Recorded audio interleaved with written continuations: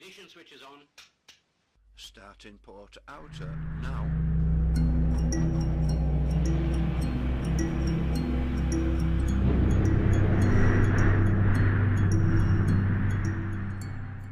Any conflict in your mind between the role of warrior and of carer?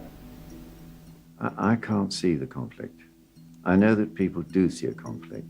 How is it you once destroyed and now you're building? But each generation has got to work for peace in its own historical context. Mine happened to be war. To me, the point is that every generation is longing for peace. That's the perennial longing of the human heart.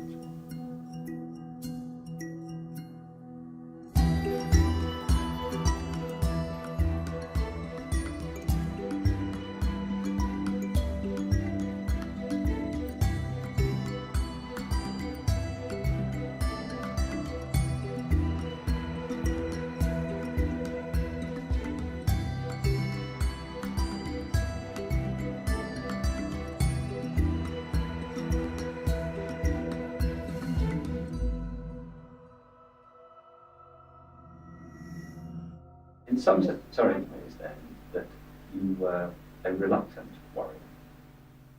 I wasn't reluctant by the time it came to 1939.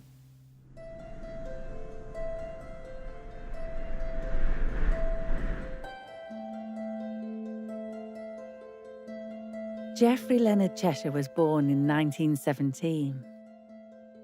He grew up near Oxford. His father was a professor of law, and it was expected Leonard would follow in his legal footsteps. He went to Oxford, just like his father. He took a degree in law, just like his father. But Leonard was not made for the courtroom. His sights were set higher.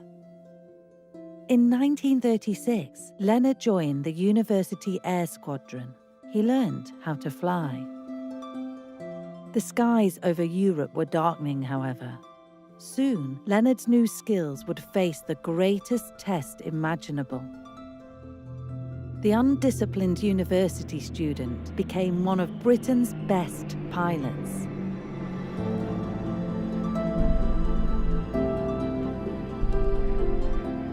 By 1943, Leonard was the youngest group captain in the RAF. He would go on to lead the 617 Squadron, the unit behind the famous Dambuster raids. Under Leonard's command, the elite squadron developed daring new bombing techniques, which delivered never-before-seen accuracy. Leonard insisted on flying as many missions as possible himself. He wasn't a natural pilot like some. He had to work hard, but he had the reputation for having luck on his side. And for the men that flew with him, maybe that was more important.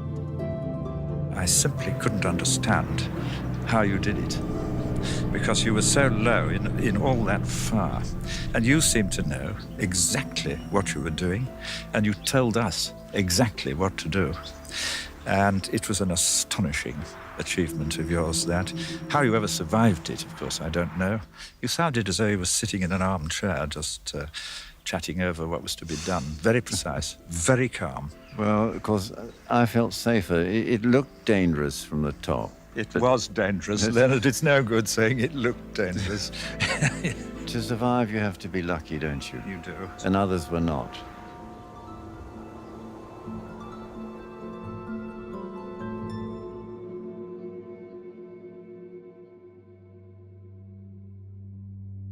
$55 million people have died. Almost all those who were on my first flying training course didn't survive. And I thought, I've got a kind of duty to those who didn't survive, somehow to get involved in the struggle to help build, I don't know how to put it, a better peace, a better world. But I couldn't find a way, so I was disorientated. Leonard ended the war as one of the most decorated pilots in the Royal Air Force. He had won the Victoria Cross, the highest honour in the British Armed Forces. He had even been chosen by Churchill himself as the British observer of the nuclear bomb dropped on Nagasaki. But in some ways, the peace would be harder than war. He faced the same question as millions of other fighter men and women. What now? What life could be built in the shattered world that war had left behind? I then started a community to try and help ex-servicemen, those who'd served in the war and were finding it difficult to readjust themselves to peace. And in 1948, I found myself with a large property that I had bought, but unfortunately that didn't succeed. Leonard was lost. All his plans had failed, and he was £18,000 in debt. In the spring of 1948, he decided to sell up. The grand old house was to be carved up into flats and sold. But then Leonard got a phone call. It was from the local hospital. They needed his help. A veteran of the First World War, Arthur Dykes, was dying of cancer. He had no family to go to, and the hospital needed his bed for someone else. Did Leonard know of anywhere that Arthur could stay? It was one phone call, one decision, but it changed Leonard's life forever. So I called on the district nurse, and she said, "Oh, it's perfectly simple. I'll show you what to do." And so she gave me what she called a concentrated course of nursing in 3 evenings. And at the end of this operation, she said, "You now turn to the patient and you say, 'Are you comfortable?'" Well, I said, "Well, what happens if he says no?"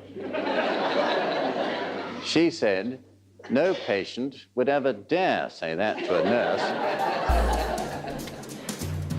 And that you thought was going to be the end of it? Oh, I did, yes. I thought by that time I'd have settled my debts and gone off and started one of my schemes. But other things happened. Instead of one old man, there came another and another and another. Yeah, many. And eventually the house filled up, and we got helpers, and the house became organised as a home for the sick.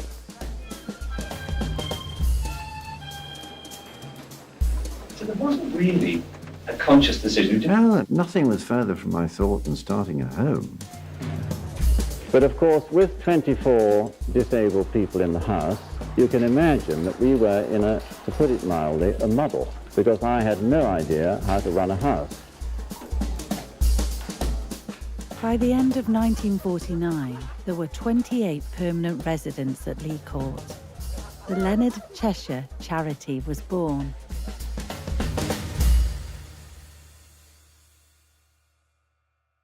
When they came to Lee Court, I found to my surprise that instead of wanting me to do everything for them, they wanted to do everything for themselves. In a word, they wanted to lead a life of their own choosing.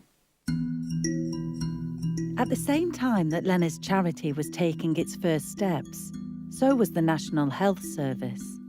But with so many demands on the new NHS, care for those with disabilities was a long way down the list of priorities. There was no room for them in hospital, and in society, they faced prejudice and discrimination.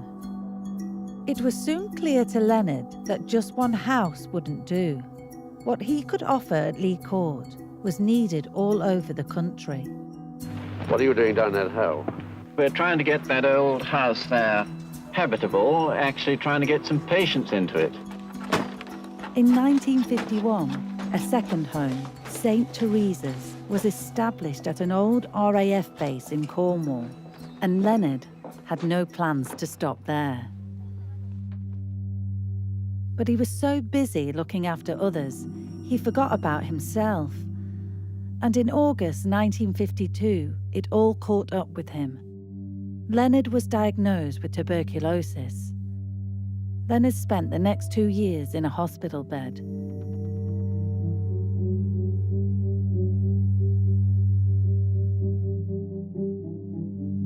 When the doctor told me that I had TB and I was not going to leave the hospital even to collect my clothes and put me straight into bed, because a number of things started to happen rather quickly. The first, naturally, was that everybody came and said how sorry they were. In the same breath, they said, "What are we going to do?" Leonard was not used to doing nothing. Even in hospital at Midhurst, he tried to run the charity's growing network of homes from his sickbed. He had a tape recorder at his side, capturing all his ideas and orders. But he soon realised it was impossible. If the homes were to survive, he had to let others take on more of the work. I think that I learned a crucial lesson, but a difficult lesson. I realized that either I was going to have to let the homes go and see them collapse, or else I was going to have to hand everything over to the committees. I could no longer run it because I didn't know how long I was going to be in bed.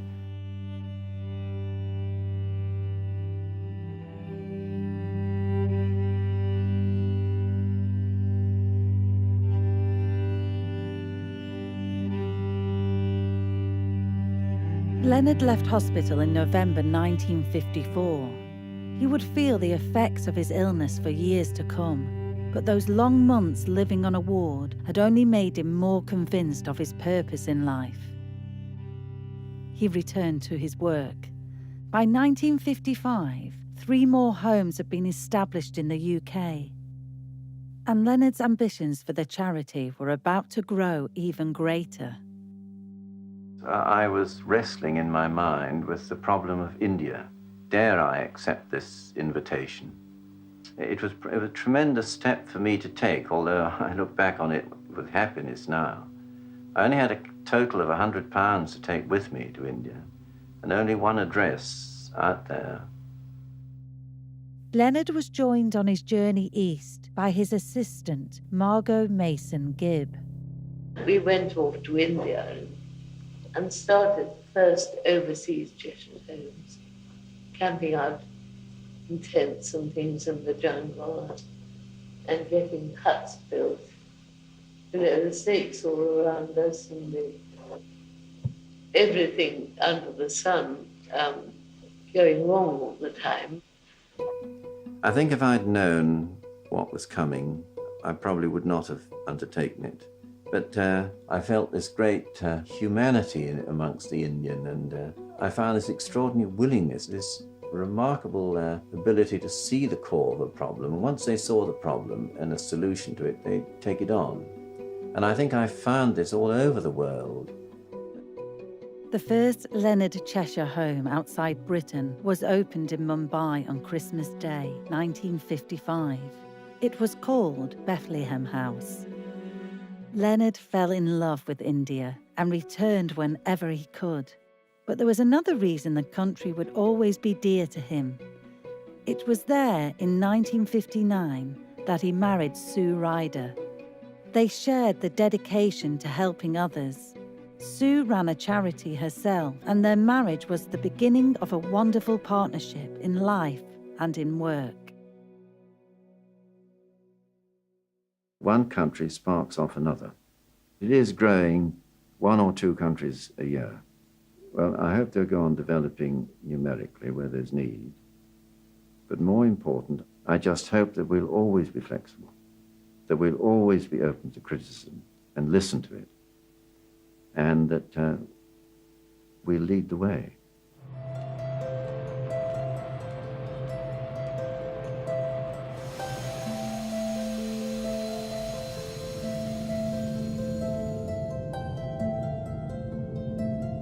Expansion in one country soon led to another. By the end of the 1960s, the charity was active in 23 countries around the globe. Leonard Cheshire offered more than a home. Residents often had multiple illnesses and complex needs. The charity pioneered new forms of care, treating disabled people with dignity and respect.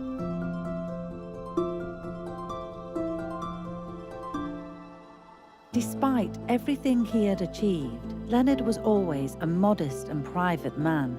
He turned down awards again and again, but even Leonard could not fight public recognition forever.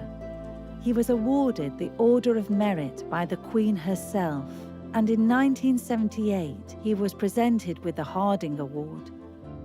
I'm very much aware that although this beautiful and very symbolic award has been made to me personally, I am part of a great number of people, and therefore I accept it on behalf of all those connected with our homes. I also accept it on behalf of others in so many other different ways who are working amongst disabled people, but also on behalf of disabled people themselves who are making such a contribution in their own way to the development and evolution of our society.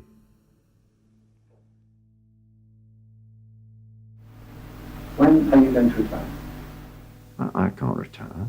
I mean, it's my life. It's obviously, if I'm getting so muddle-minded that I'm making life difficult for people, then they'll have to push me to the background. I still won't retire. I still want to be involved. I still want to have my dreams, and if I can't fulfill them myself, persuade other people to fulfill them.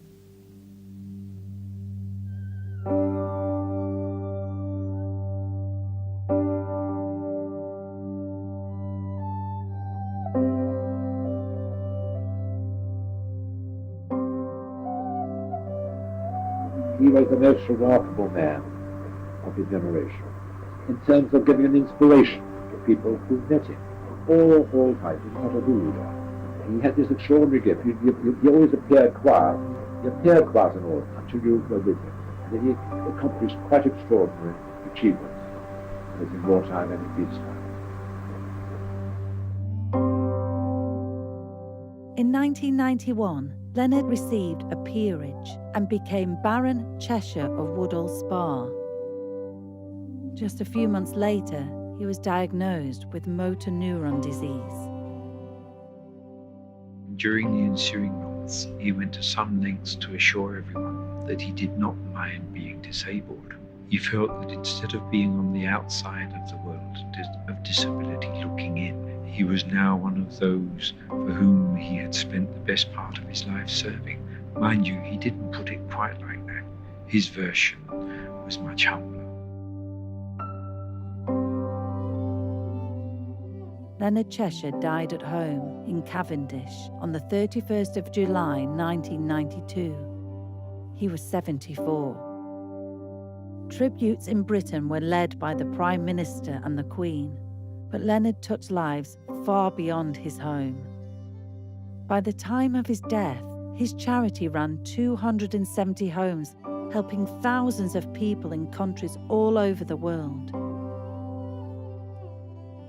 One of Leonard's final acts was to establish the charity's archives, ensuring its story would be remembered, as of course would Leonard's own.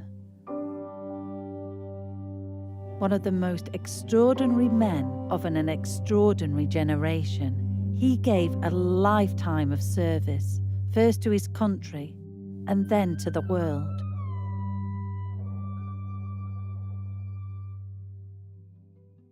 The charity today.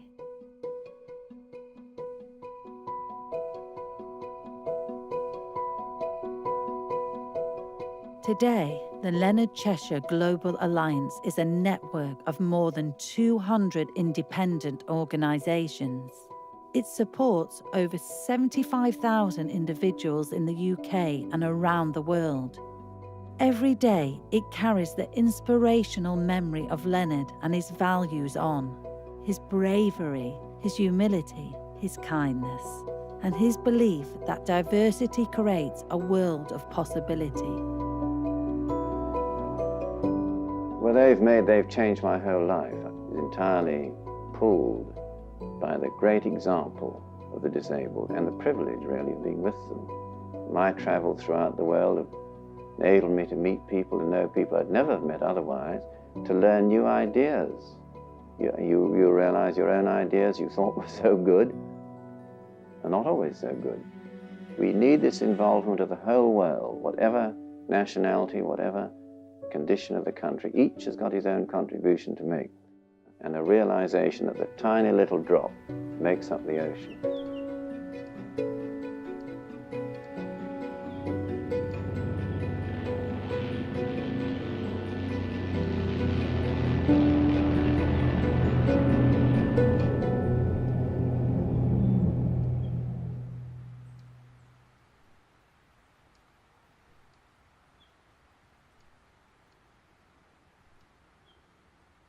To find out more, visit rewind.leonardcheshire.org.